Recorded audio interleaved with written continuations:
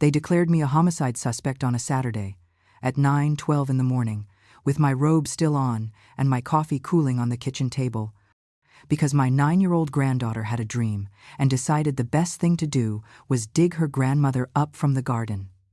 Yes, just like you heard it. Grandma, it was you, she told me, but you were white, covered in dirt, and you couldn't talk. And I, who at 70 have already buried husbands, parents, friends, and even an old dog, thought that of all the things that could happen to me on a Saturday morning, the very last one on the list was ending up surrounded by police officers by my own lemon tree, with half the neighborhood spying through their windows, wondering if old Miller had a corpse under the roots. Before I continue with my story, I'm very curious to know where in the world you're watching from and what time it is there right now. I'd love to read you in the comments, because maybe where you are these world, things get handled calmly and politely. But here, in my neighborhood, when they smell a scandal, they show up faster than the fire department. I was watering the pots when Lucy came out into the patio with that serious face. That strange seriousness some kids have before they've learned how to pretend nothing's wrong. The sun was falling slantwise over the tiles. Water was running through the cracks, and I was thinking about things as heroic as whether I did or did not have enough bread for lunch, when I heard her say, with a conviction I'd never seen in her before, "Grandma, I dreamt about you. You were buried here." She pointed at the lemon tree, the big one, the one in the corner by the wall, the one Thomas planted more than 30 years ago, back when he still believed life was long and marriages lasted until death do us part, and not until the mortgage is paid off. "Well, isn't that lovely?" I answered, half joking. "At least I got good soil. Would've been worse to end up in the dumpster on the corner." She didn't smile. She went closer to the trunk, put her hand on the bark as if she were touching something sacred, and looked at me with those big, serious eyes that weren't playing. "No, Grandma, you looked just like now, with this robe, and I could hear you from inside." There, I confess, my sarcasm slipped a little. Not because I believe in premonitory dreams or spirits or messages from beyond. At this point, if the great beyond wants to tell me something, it can send me a voice note so I can listen to it when I'm calm. But Lucy is not dramatic, and she's not the type to make things up for attention, and she had that short, tight breath of someone who's been crying and doesn't want it to show. "And what did you hear?" I asked her, more to keep the conversation going than anything else. "That you were hurting, and that you were alone." I was about to tell her that that's what old age is. It hurts, and it's lonely, buried or not. But I kept my mouth shut, because there are truths a 9-year-old doesn't need. Then Martha, my daughter, came out, phone in hand, and that, "What are you up to now?" face. The light from the patio hit her from the side and carved out the dark circles under her eyes. Lately, she always has dark circles, and I don't know if it's the job, the kid, me, or the whole package. "Mom, why does the girl look like that?" she asked, without even saying hello. "Because she dreams they bury me in the garden, honey. Perfectly normal childhood stuff," I replied, and I saw her frown. Lucy repeated the dream again, faster this time, as if she wanted to spit it out and get rid of it. Martha looked at me, looked at the tree, looked at the girl. "Lucy, sweetheart, dreams are things from your head. They're not real," she tried to soften it. "This one is," the girl insisted, "and Grandma smelled like the dirt from here. Don't ask me why, but that's when something twisted in my stomach. Something old, from many years back, a little stab that came and then hit again. So I did what we all do when something makes us uncomfortable. I changed the subject. "All right," I said, putting the watering can down. "Let's do this. We dig a little right here. You see there's nothing there, and then we have breakfast like normal people." Martha put a hand to her forehead. "Mom, don't start." "Don't start what?"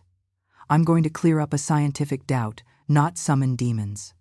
I grabbed the little shovel, the one for the flower pots, the one Thomas hated because he thought it was for amateurs, and started turning the soil next to the trunk, not very seriously at first, thinking the worst thing that could happen was breaking a root or finding the neighbor's dog's lost toy. The soil was damp. It smelled like that thick mud that sticks to your hands, The watering water hadn't soaked in yet, and with every shovelful the smell got stronger, more real, as if the garden itself were breathing. Lucy knelt beside me, totally focused, examining every clump we pulled out. "If a worm comes out, you do the screaming, okay?" I told her, trying to break the tension, because I'm very delicate about those things. She didn't laugh. We kept digging. Martha, behind us, kept saying things like, "This is nonsense. You're getting everything dirty, and we're going to be late for the shopping." But she didn't go back inside. And that tells you a lot about what she was really feeling. After a few minutes, the shovel hit something hard.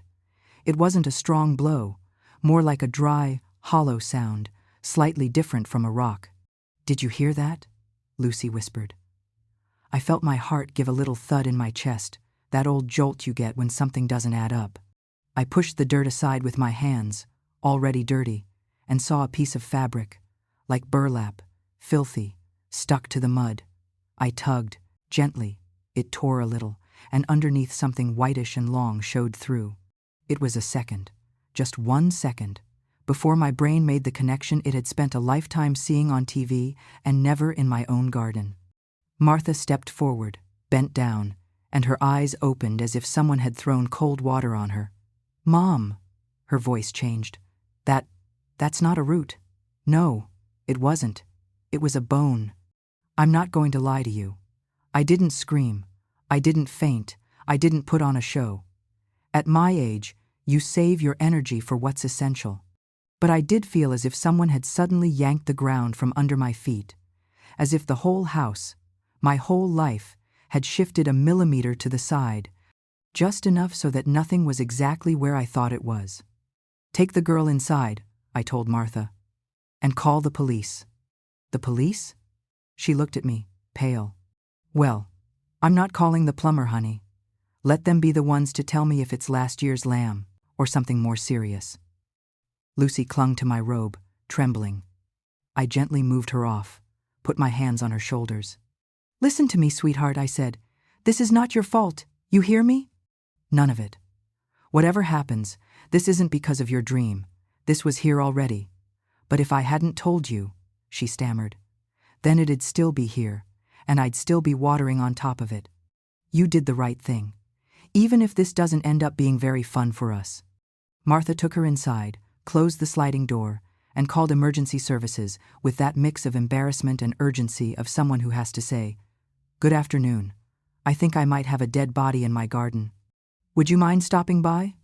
I stayed outside by the hole, without touching anything else, staring at that bit of bone sticking up, almost insolent, from the dark mud.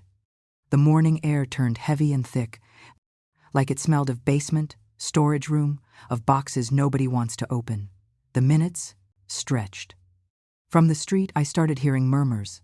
A neighbor taking out the trash, a car slowing down, Rose's door, the one across the street, opening just a crack.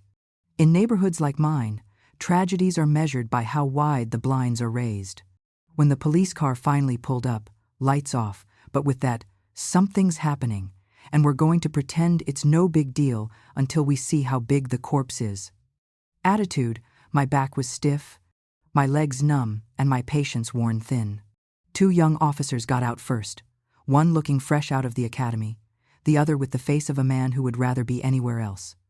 Behind them, a man around 50, suit with no tie, tired expression, who looked at the garden like a surgeon walking into an operating room and locating the problem in 2 seconds. "Mrs. Eleanor Miller?" he asked. "That's me," I said. "And before you start, no, I haven't killed anyone this week." I saw a hint of a smile appear, but he swallowed it quickly. Cops have a special talent for not laughing exactly when laughter is most needed. "I'm Inspector Carter," he introduced himself. "We've been told you found something." "Something is a good word," I answered. "I'd prefer misunderstanding, but I don't think that's going to fly." He went over to the hole, squatted down, inspected it carefully. He called for forensics. They taped off the garden with yellow tape that looked like it had come out of a bad movie. Rose, the neighbor, already had her phone out, taking pictures like she was at a wedding. "Rose, if you catch my profile, "I'm blocking you on WhatsApp," I shouted from the steps. She pretended she hadn't heard, like she always does when she gets caught. They came inside, talked to Martha, took statements, asked who had lived there, since when, if we'd done any building work, if we had enemies. At one point, Carter looked straight at me with those narrowed eyes of a man who has seen things, but still wants to believe there are innocent people in the world. "How long have you lived here, Mrs. Miller?" "Since '84, I answered. 30-odd years of mortgage payments and geraniums. "And before that?" "Before that, I lived in an apartment with cardboard walls where I could hear my neighbor snore. But that, for now, is not a crime." He went on with his notebook, asking about Thomas, his job, his death. Every time he said, "Your husband," a stone settled on my chest. Not out of nostalgia, but because now every memory of him seemed to have a new shadow behind it. The hours went by in statements, signatures, cold coffees, awkward silences. The sun moved, the lemon tree's shadow shifted, but the yellow tape stayed where it was, dividing my house into before and after. In the afternoon, with the technicians going in and out, Lucy peeked down the hallway, pale, not understanding why one innocent dream had brought men with gloves and serious faces into her house. She looked at me as if I had the explanation for everything, as if grandmothers knew how to read the world better than anyone, and I only had enough strength to open my arms and let her cling to me, like when she was a baby and would fall asleep on my chest. "Don't worry, my girl," I whispered. "If there's anything to be afraid of here, I won't let it get near you. That's what I'm here for, to be the wall." Martha watched us from the kitchen doorway, eyes red and jaw clenched. She didn't say anything, but there was a question hanging in the air, one no one yet dared to say out loud. "And what if this has to do with Dad?" Night fell slowly, the way it does in old houses. Yellowish lamps, a TV on in the building across the street, neighbors' voices pretending to talk about something else. The police packed up, left an officer at the door, took samples, photos, bags. The garden was cleared, but with a hole covered in plastic, like a dotting Monet, badly closed wound. I stayed in the doorway, shoulders tight, and a glass of wine Martha had put in my hand. "So you can relax, Mom," as if anyone could relax at a time like that. Inspector Carter came over with some papers in his hand. "For now, no one is under arrest, Mrs. Miller," he said, in a neutral, almost tired tone. "But we need you not to leave the house until we've finished a few checks." I looked him in the eyes, raised my glass a little as if toasting him, and said, with the best smile I could manage, "Perfect, Inspector. That gives me an excuse not to go to bingo and spares me the scene with the hypocrite friends." He dropped his gaze for a second, maybe so I wouldn't see he was about to laugh. Then he nodded, turned around and walked back to the car. I closed the door slowly, felt the weight of the bolt, listened to the thick silence of the house, and I knew, with that cold certainty you only get a few times in life, that from that day on everyone would look at me differently. As if I, Eleanor Miller, retired schoolteacher, responsible grandmother, and decent cook, were capable of hiding a corpse under the lemon tree and keep watering it every morning like someone watering her guilt. And the worst part wasn't that they suspected me. The worst part was that, for the first time in many years, I also started suspecting the life I had lived. Sunday dawned with that strange silence houses have when everyone is breathing without talking, as if the air had turned thick from not saying out loud what everyone is thinking. Martha didn't say a single word to me all morning. She moved around the kitchen with exaggerated care, as if every teaspoon or plate could suddenly become evidence. Lucy hadn't wanted to sleep alone and had slipped into my bed, tangled in the sheets, hands cold and breathing uneven. I didn't wake her. Sometimes sleep is the only place where children can still believe nothing has happened. I, on the other hand, hadn't slept a minute. Not out of fear, but out of indignation. I couldn't stand the idea that in just a few hours my name, my entire life, my 70 years of honesty and bills paid on time was rolling through the neighborhood WhatsApp groups with shock emojis and comments from those neighbors who can't conjugate a verb but can dissect your life. The doorbell rang mid-morning, a long, insistent sound, The kind that doesn't give you time to decide whether to open or not. It was Rose, of course. She came with a cake in her hands, wrapped in cellophane, and a fake pitying expression that I could have blown away with a sigh. "Oh, Eleanor, what a fright, dear," she started, walking in without being invited. I told my husband. "This must be a mistake. Eleanor wouldn't hurt a fly." "No, Rose," I answered, crossing my arms. "Not flies, but snakes. That's another story." The cake wobbled in her hands. Martha appeared behind me, not in the mood. "Thanks, Rose, but we're fine," my daughter said, all icy politeness. "You shouldn't have bothered." "Oh, please, don't say that," Rose insisted. "People are very worked up, so many things being said." I know I cut in. "You, for example, must have said quite a few." The woman was left with her mouth open, muttered something about solidarity between neighbors, and before she could go into her usual sermon of church and gossip, I closed the door gently, almost tenderly, like you close a book you know by heart. The cake ended up in the trash.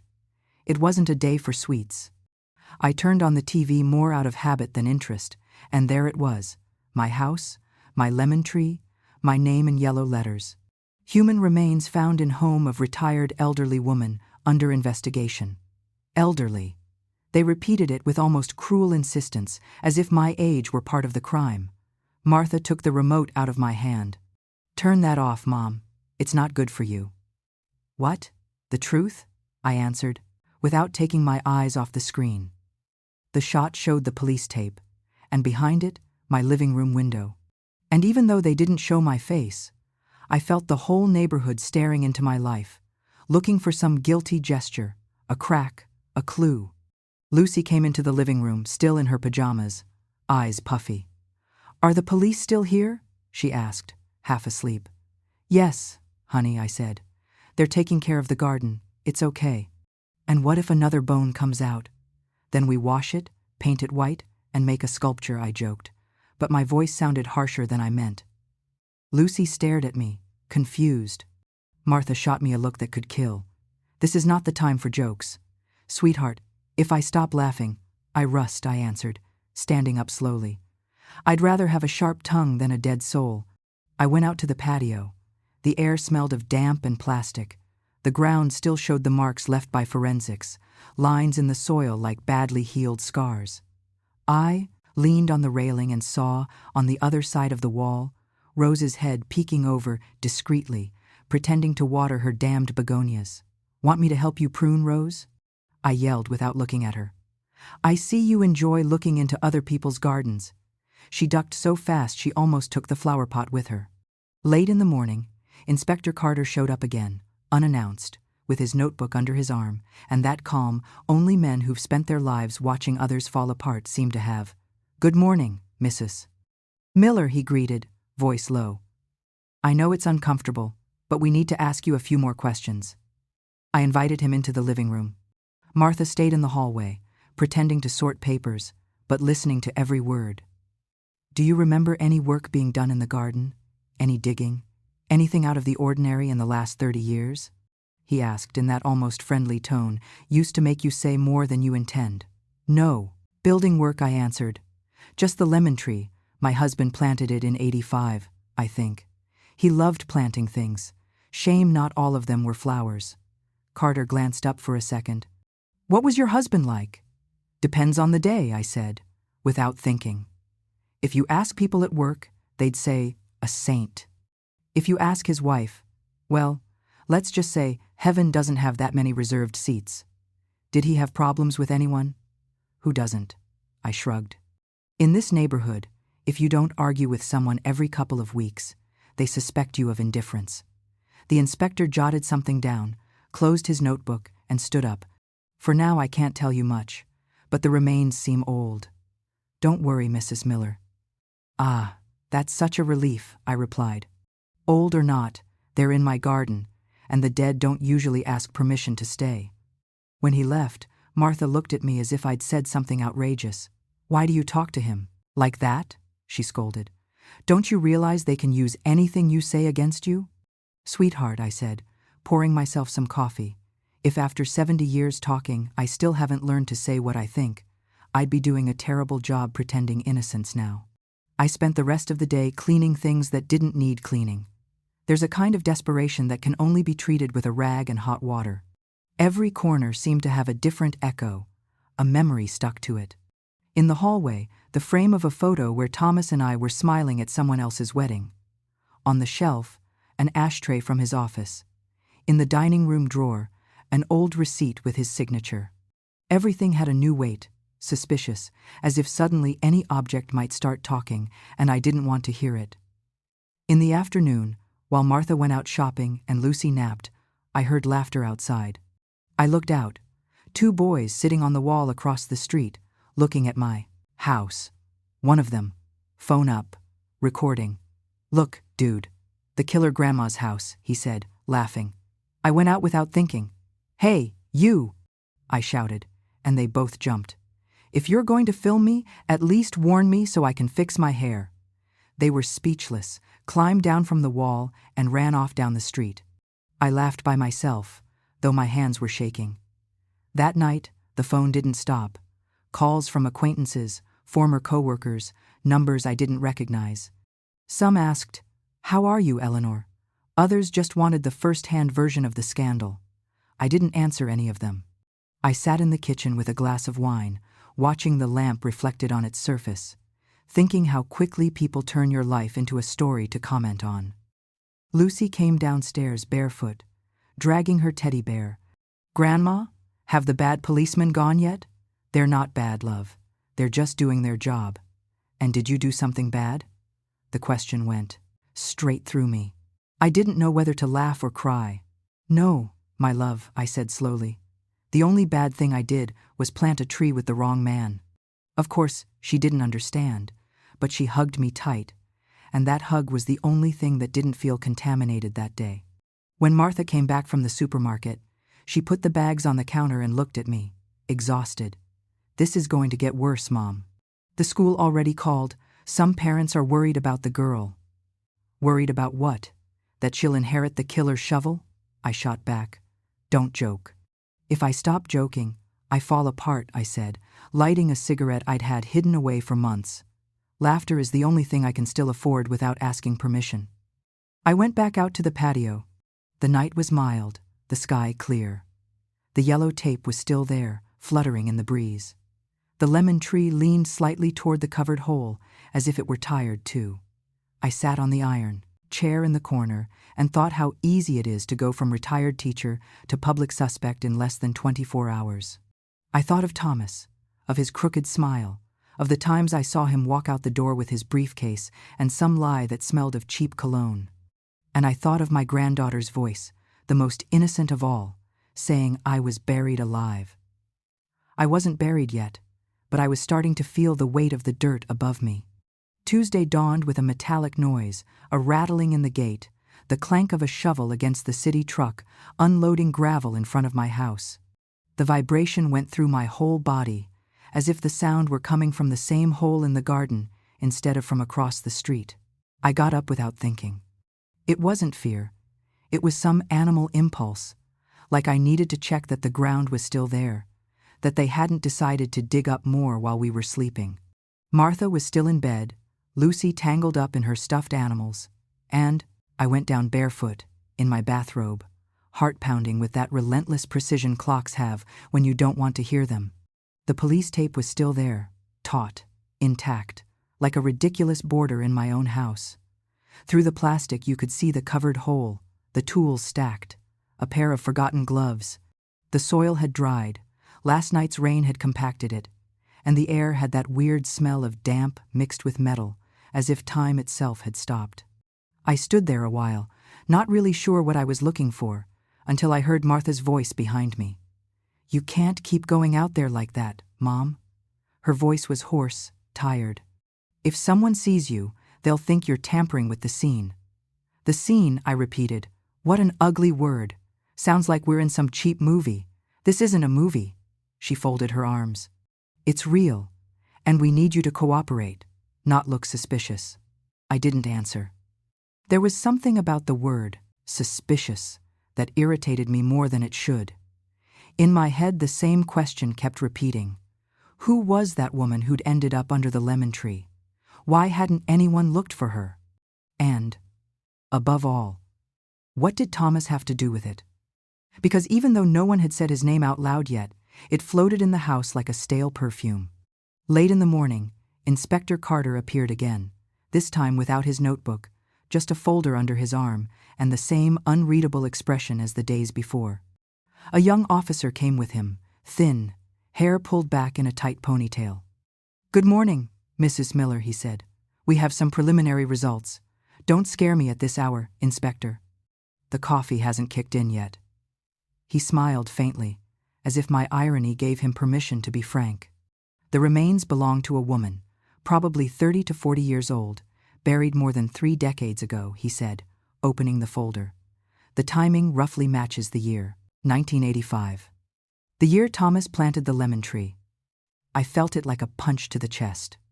Martha, who had just come downstairs, froze behind the sofa. "Do you know who she is?" I asked, my voice lower than I expected. "Not yet," he replied. "We're checking missing persons reports. But there's something else. The way she was buried suggests it was done by someone who knew the place. It wasn't improvised." He didn't say the rest, but he didn't need to. I saw it in his eyes. He also thought it might have been Thomas. "My husband, you mean?" I blurted, before he could hint at it. Carter put the folder away slowly. "I'm not saying that, Mrs. Miller, but we need to know everything you remember from that time." I told him what I could. That Thomas worked for a construction company, that he left at dawn and got home late, that he was a man who never explained anything, that in those years I was more focused on raising the kids and keeping the house going than on tracking his every move. As I spoke, I realized how little I really knew about the man I'd shared half my life with. After they left, I stayed alone in the living room. On the sideboard was still a framed photo of us, Thomas, me, and the kids at the beach. I picked it up, looked at it closely. In the picture, he was smiling, arms crossed behind me, and suddenly that smile seemed to have something triumphant in it. I didn't know if it was my memory playing tricks, or if it had always been that way, and I never wanted to see it. I went up to the attic, looking for old boxes. In one I kept bank documents, savings books, bills, papers that seemed worthless. I opened them with a purpose I didn't quite understand myself. Among the yellowed envelopes was a small tin box, lid rusted. Inside, a bunch of keys and a folded piece of paper. A letter, written in Thomas's tight handwriting. "Dear E, if you're reading this, it's because I'm no longer here. Not everything I did was out of malice. There are things that couldn't be avoided. Nothing else. No date, no full signature. A sentence suspended in time. A shiver went through me, so strongly I had to lean on the wall. It was his handwriting, no doubt. I put the letter in the pocket of my apron, went downstairs slowly, and poured myself a glass of water, though what I really wanted was something stronger. When Martha came home from work, I showed her the paper. "See?" I said, trying to keep my voice steady. He knew something. "Mom, this doesn't prove anything." She rubbed her forehead. "Don't start with theories." "Theories?" I shot back. 30 years with him, and now I find out he was writing letters for when he was gone. What do you expect me to think? Martha hugged me, but it was a tense hug, the kind a daughter gives when she's not sure if she should be comforting you or controlling you. Just then, Lucy ran in with her tablet. "Grandma, you're on the internet," she said, showing me the screen. "They say you're a suspect." I gently took the tablet away and stroked her hair. "Don't believe everything they say, love. The internet lies more than mirrors." Night fell without me looking for sleep. I stayed in the kitchen, Thomas's letter open on the table and the photo beside it. There were no certainties, only a string of coincidences that were starting to seem a little too exact. And deep down, a growing intuition, stubborn as an old root, that the woman buried under the lemon tree wasn't a stranger, but someone much closer than I'd ever imagined. Outside, the rain kept falling. Inside, the clock struck 11:30, each second sounding like a knock on wood. I didn't close my eyes. I didn't want to dream. By Thursday, I was no longer Eleanor, the retired teacher, or Lucy's grandma, nor even Thomas's widow. On Thursday, according to the entire neighborhood and the kind of press that feeds on other people's misfortune, like bar, snacks, I was the lady with the corpse in the garden. I knew it without even turning on the TV. It was enough to open the laundry window and hear conversations outside drop to a murmur. The second someone sensed I was nearby, that abrupt silence, only the living cause, when they're talking about the dead or the guilty.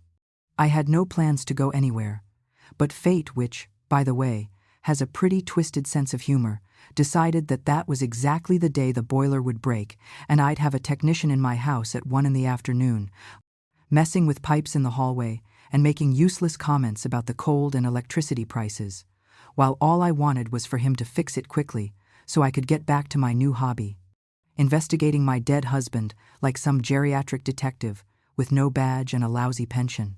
When he finished, I signed the work order with one hand and with the other pulled back the living room curtain, and that's when I saw her. Rose, on the corner, standing there with her almost empty shopping bag, talking to 2 women I knew by sight. All 3 of them tilted their heads toward my house like they were calculating the size of the hole in the garden, and one of them was holding her phone up, showing them something on the screen, probably my facade in close-up with some creative headline like Macabre Mystery in Quiet Family Neighborhood. I didn't think. I grabbed my keys, flung the door open, and crossed the street with that furious calm of someone walking across a minefield after deciding she's done living in fear. "How's it going, Rose?" I greeted her, with a smile that had just enough politeness. Counting rosaries or corpses? Her 2 friends froze on the spot, like they'd turned into gossip pillars of salt. Rose, however, took a couple of long seconds to recover, fixed her hair, and pretended to be surprised. "Oh, Eleanor, dear, we were just talking about you, of course, with everything that's going on. Imagine, the neighborhood is very upset. People make things up. I try to defend you. I tell them no, Eleanor could never. She's an angel." Of course I nodded. "You always defending lost causes. So what exactly are they saying, since we're here?" The other 2 tried to slip away, muttered something like, "Good afternoon," and hurried off. They stopped at the corner, just far enough to keep listening without looking like they were listening another local talent. Rose swallowed. "Nothing serious. Things, that your husband was very strange, that there was some girl who disappeared back then. Nonsense." Right there, in the middle of the street, with the asphalt still wet from last night's rain, I felt my chest tighten, not because of what she said, but because the words "girl" and "disappeared" were starting to repeat themselves too often around me. "What girl, Rose?" I asked, lowering my voice. "Because so far no one's given me names, just shadows." She hesitated, looked around, stepped a little closer, and lowered her tone as if we were conspiring instead of standing in the middle of the main street. "Well, that's what they said back then, Eleanor, years ago, about some girl who worked over there, at your husband's workshop. A blonde, younger, very cheerful, you know what I mean? And one day she just stopped coming. Some said she'd run off, others that what? That she'd gotten into trouble? That she had a married lover? That the man left her? That silly things from those days. There was no internet, but there were tongues. I wanted to answer with something sharp, but at that moment I felt a hand on my shoulder. It was Danny, my older grandson, who had appeared without making a sound, headphones around his neck, and that half-teen, half-old soul look his generation has. "Gran, come," he said. "You need to see this." I followed him back to the door, leaving Rose standing there with her shopping bag, surrounded by her own half-sentences. "You and your Argentinian way of talking," I told Danny as we went up the steps. "One of these days, I'm going to add subtitles for you." In the living room, he showed me his phone.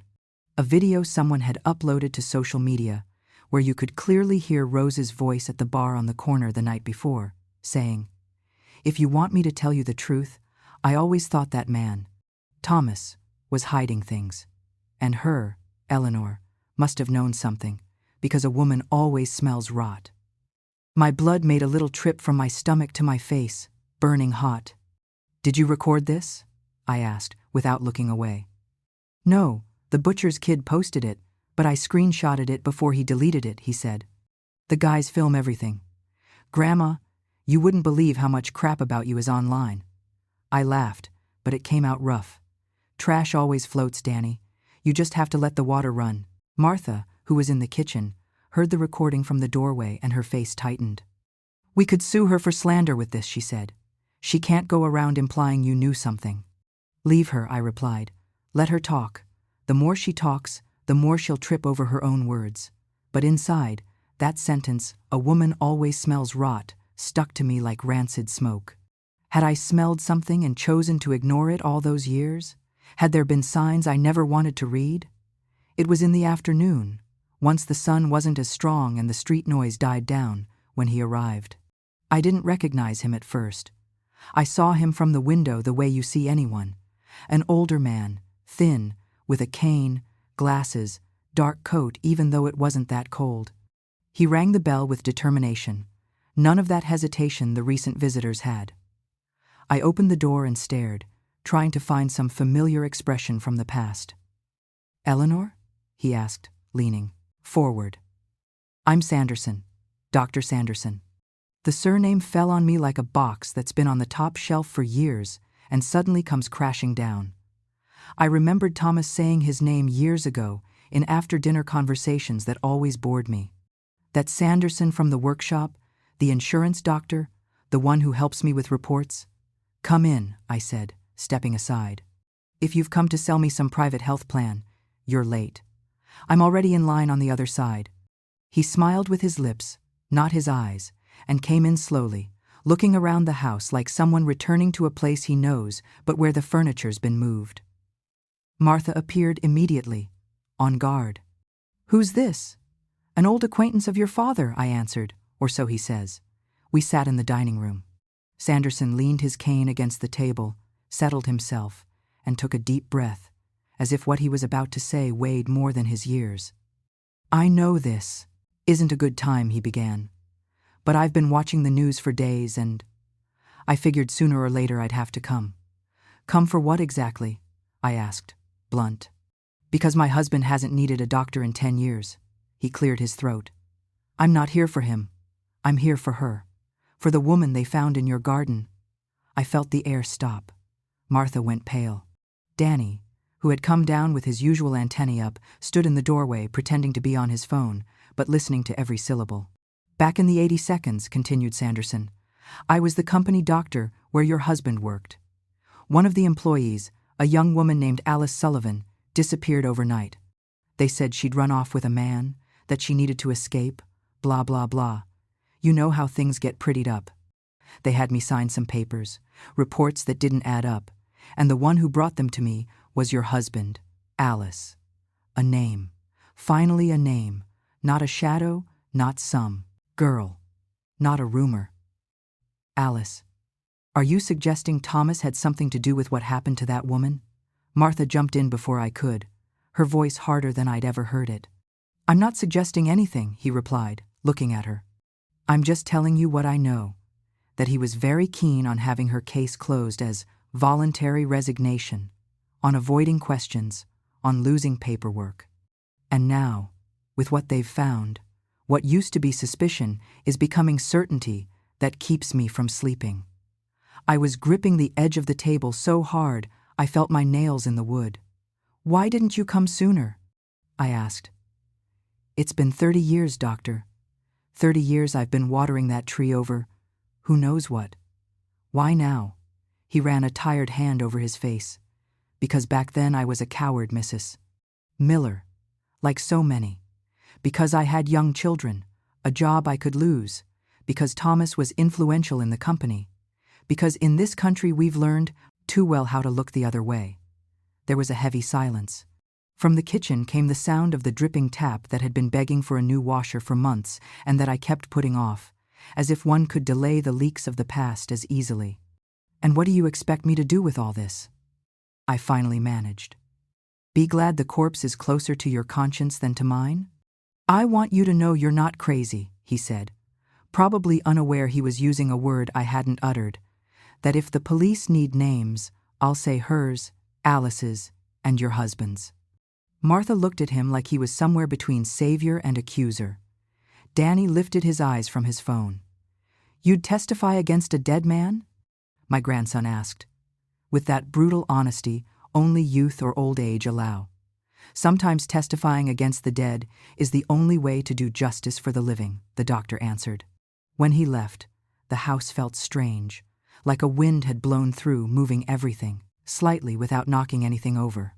I stayed alone in the dining room, staring at the chair where he'd sat, imagining Alice with a body, a voice, a laugh. One ordinary day at the workshop, before she vanished, I took Thomas's letter from the kitchen, read it again under the yellow light. Not everything I did was out of malice. There are things that couldn't be avoided. The sentence, which had already punched me the night before, now sounded almost obscene. "Of course it could have been avoided," I muttered. "The only thing you can't avoid is dying. Everything else is a decision." Martha came in, leaned on the doorframe, eyes red. "Did you know anything, Mom?" she asked. And that question, coming from my own daughter, hurt more than all the looks from the neighborhood and all the headlines put together. I looked at her without blinking.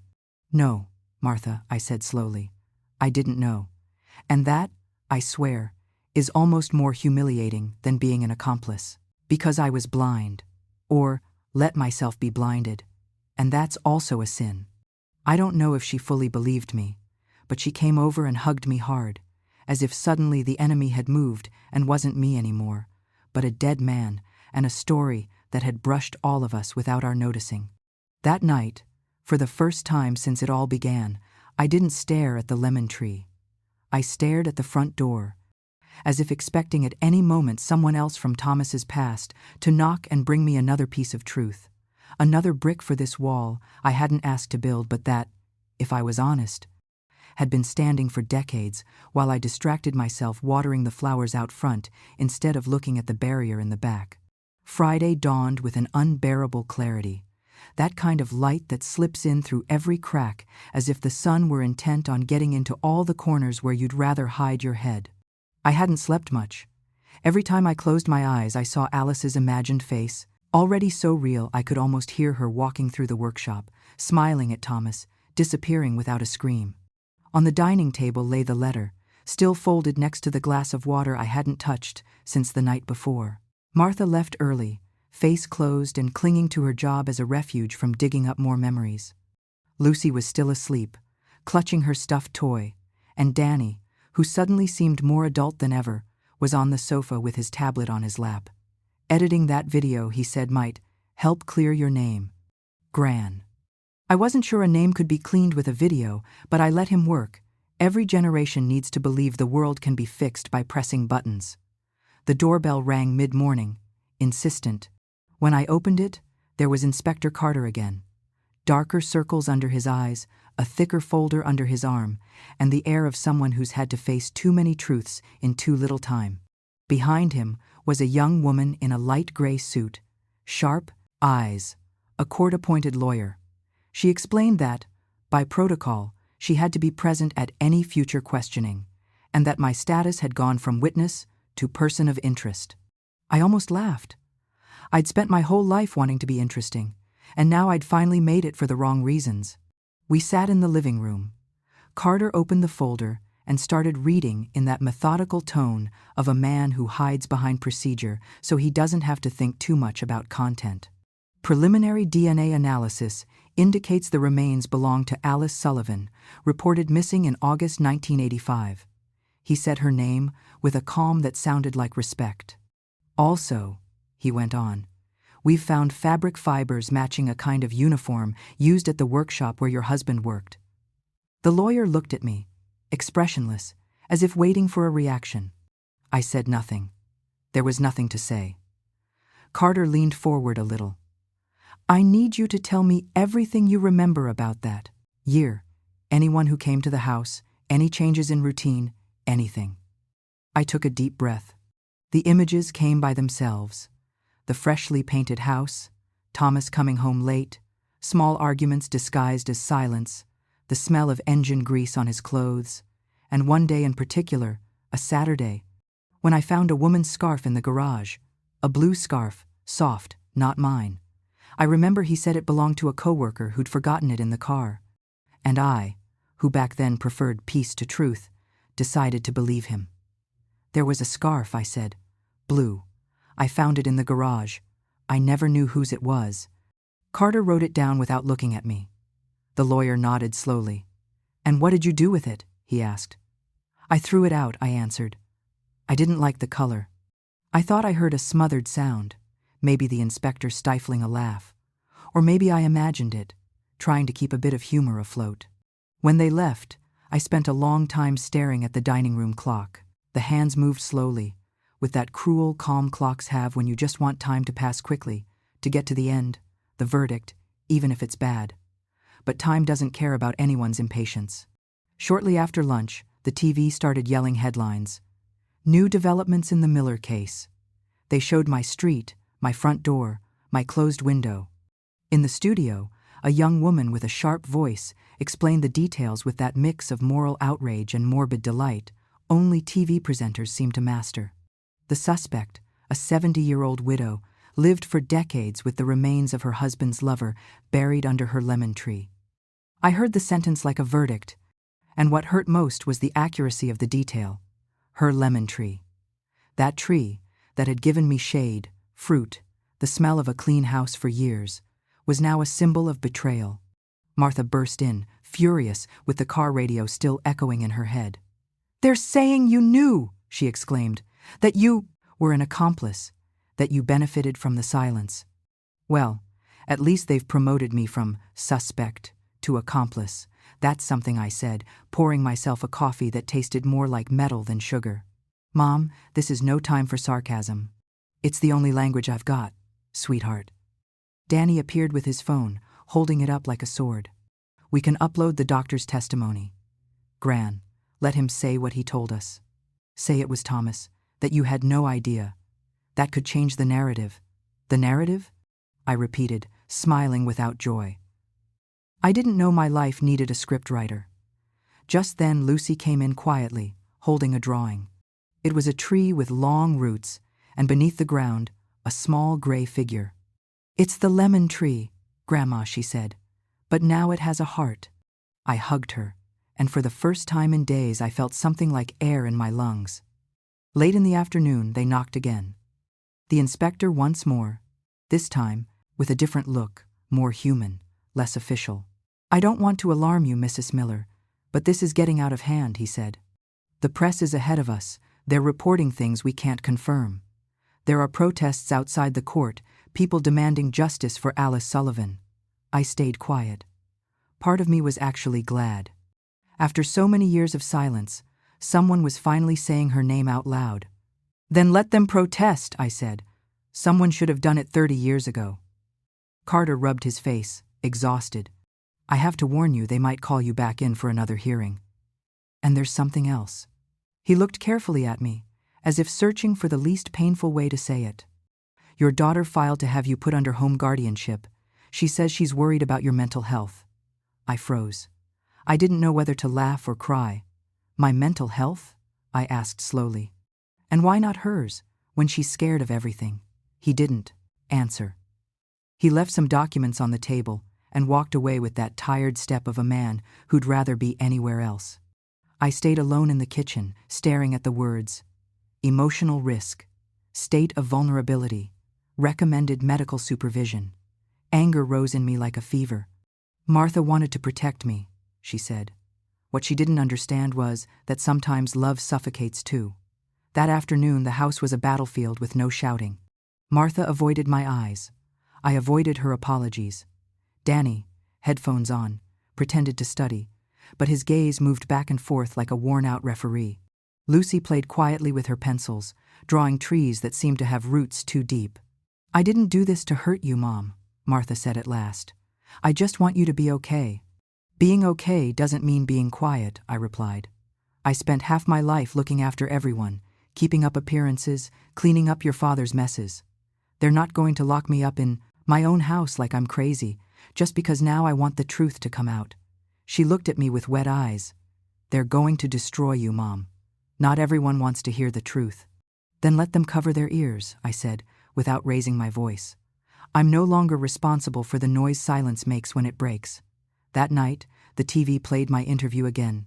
This time, the channel had edited fragments of my voice over images of the garden, the lemon tree, the police tape, with tragic violin music in the background.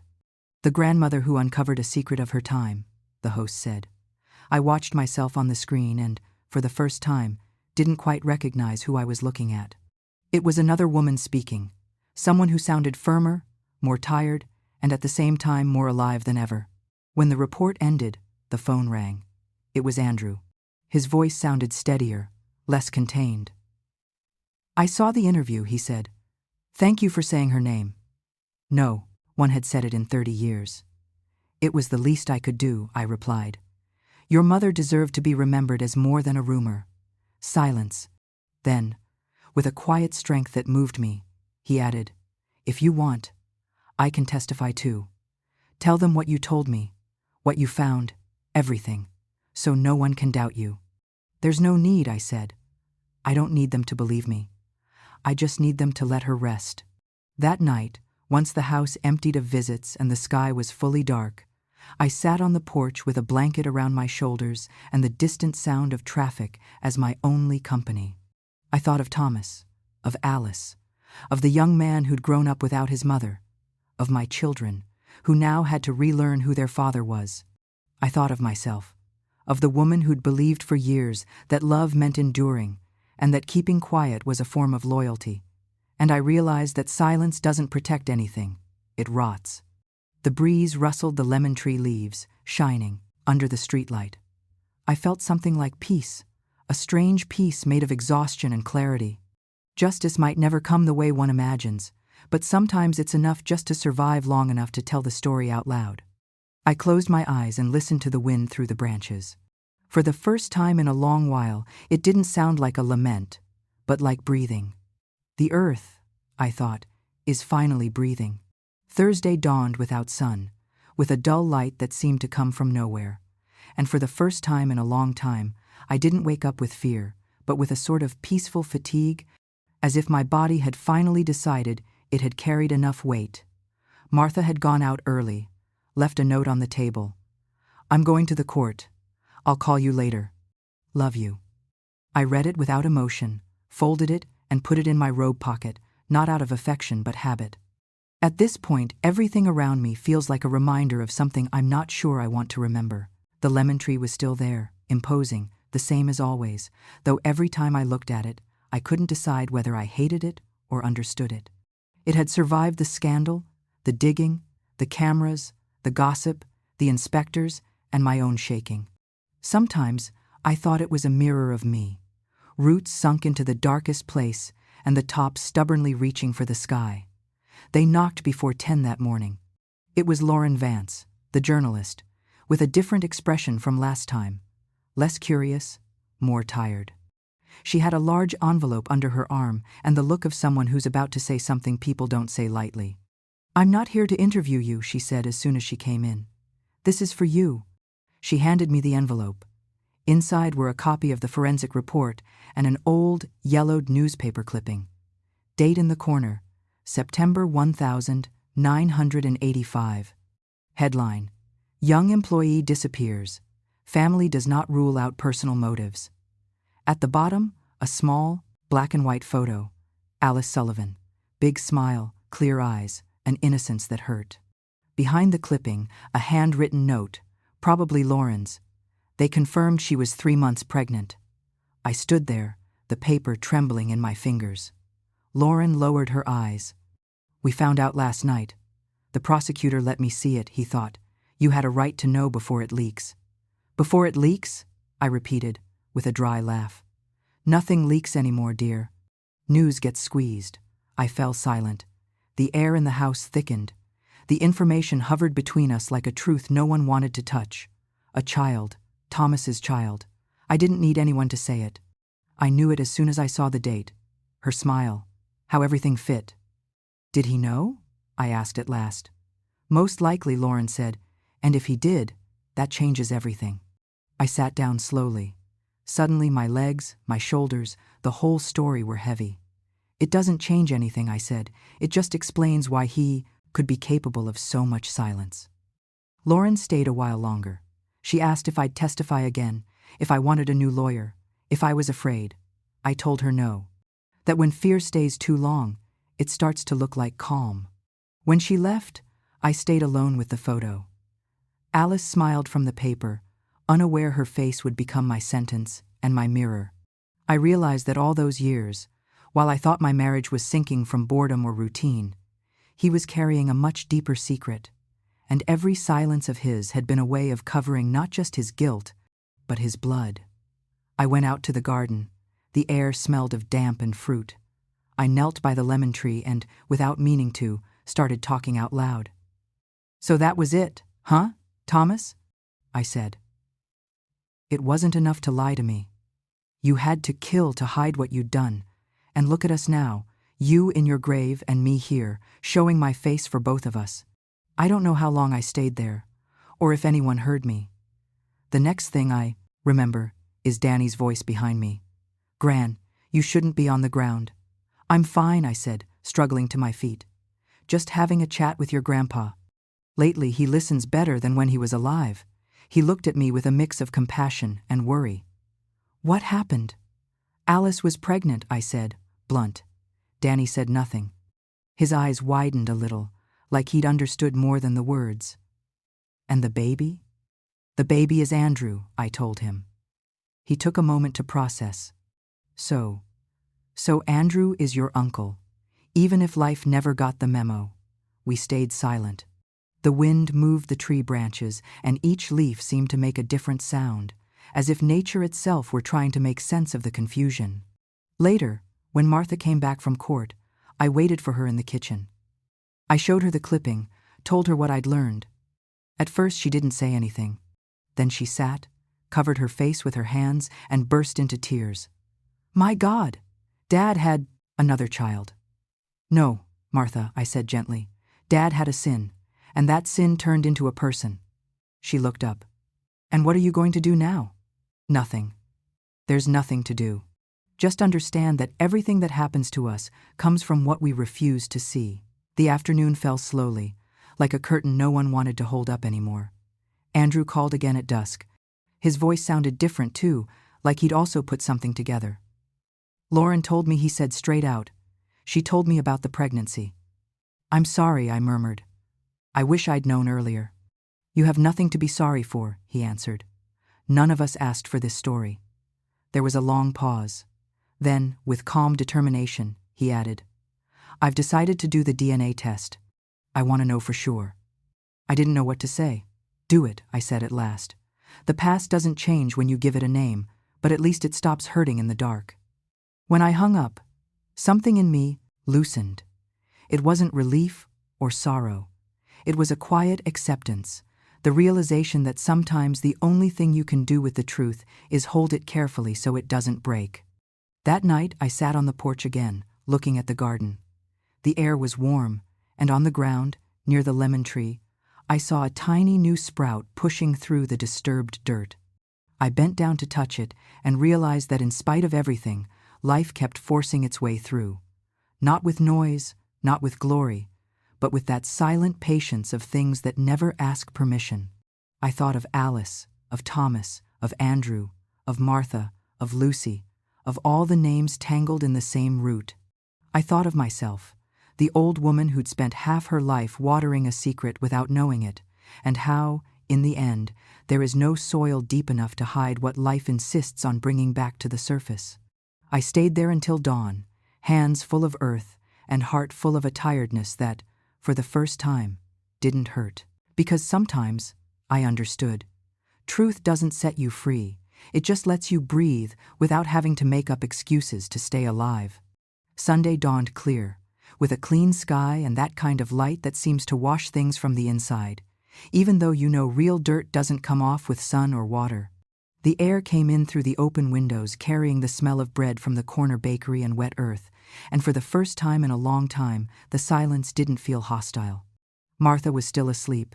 Danny had gone out running early, and Lucy was playing on the floor with her box of crayons, talking to herself with that ease children have when they talk to the world after adults have stopped listening.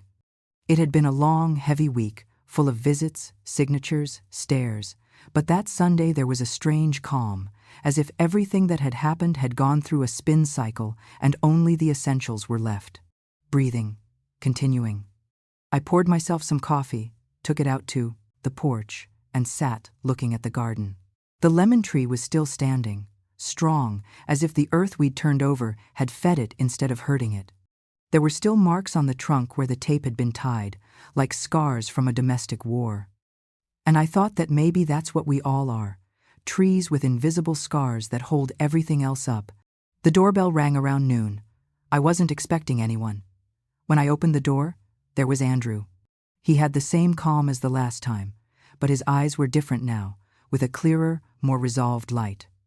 In his hand he held a folded envelope and a small pot with a green sprout. "I came to say goodbye," he said. "I'm moving south, starting over." I let him in. We sat at the dining table, the same one where, weeks before, Inspector Carter had left his papers, and where now there was only a clean tablecloth and an empty mug. He handed me the envelope. "The DNA test," he explained, half smiling. "You don't have to. Open it if you don't want to." I looked at it for a second, but didn't touch it. "And?" I asked, straight out. "Yes," he said, without drama. "He was my father. And so, I'm your husband's son." The phrase hung between us, weightless, unsurprising. It confirmed what we'd already known for days, only now it came stamped by a lab. I said nothing. Neither did he. The silence was long, but not uncomfortable. After a while, I nodded toward the little plant. "And that?" "A lemon tree," he said, smiling for the first time. "I thought one of us should plant one, but this time from the start, with everything in the open." I couldn't help but laugh. "Make sure you don't bury anyone under it." "I promise," he replied, and we both laughed, not because it was funny, but because we needed to. Then he stood up and stopped in the doorway before leaving. "I don't know if this means anything, but thank you," he said. "Thank you for not hiding. I didn't do anything heroic, Andrew," I told him. "I just survived the lies. That's achievement enough at my age." We said goodbye with a brief, warm hug, no speeches. When I closed the door, I felt something settle inside me, as if the story had finally found its place. In the afternoon, Martha came downstairs with her phone. "The prosecutor closed the case," she said. "You're officially cleared of all suspicion." I nodded, without much emotion. "And what are they going to do about him?" I asked. "Nothing," she answered. "He's dead, Mom. The dead don't pay their bills." That night the four of us ate together, Martha, Danny, Lucy, and me. It wasn't a celebration, but it felt like a ritual. Lucy asked to light a candle, for Grandma Alice. And even though Martha tried to correct her, I told her to let it be. The candle burned in the middle of the table, small and steady, lighting up all our faces. Danny quietly took a picture on his phone, and although no one said it, we knew that image would be our kind of ending. Proof that after the disaster, we could still sit together and break bread. When everyone went to bed, I went out to the porch one more time. The air was warm, and the garden smelled of fresh fruit. I walked over to the lemon tree, laid my hand on the trunk, and felt the rough bark under my fingers. There was no fear, no anger, no guilt anymore. Just a sort of tenderness for everything I'd lived, even the painful parts. I thought of Thomas, of the man he'd been, the one he could have been, and I didn't feel hatred, just distance. Sometimes love, with time, turns into that. Distance, properly placed. I stayed a long while, watching the stars through the branches. I didn't pray, didn't ask for anything. At my age, you don't ask. You're grateful, or you accept. And for the first time in decades, I could accept whatever came next. Before going back in, I turned and saw, on the turned soil, a tiny yellow flower blooming between the roots. I touched it lightly with my fingertips, without picking it. It was fragile, but alive. And I thought that maybe that's all that matters, to keep blooming, even in soil that holds the worst memories. Inside, the house smelled of soup and family. I climbed the stairs slowly, not in a hurry. Before turning off the light, I looked out at the garden one last time and, in a low voice, said a sentence that wasn't looking for comfort, only truth. "That's it, Alice. We've found you. Now you rest. I finally can too." I switched off the lamp. The night stayed there, quiet, as if it were finally going to let me sleep. And well, that's where my story ends. If you're still here, listening, I truly thank you not for morbid curiosity, but for keeping me company while I gave a voice to something I kept quiet for half my life. Now I'm curious what you think. Do you believe someone can forgive without forgetting? Or that there are truths better left underground? Tell me in the comments. I'd love to read you. And if you want to keep listening to stories like this, real, raw, and with a little grandma irony, subscribe to the channel. I promise I'll keep talking, as long as I have a voice and a bit of wine to go with it.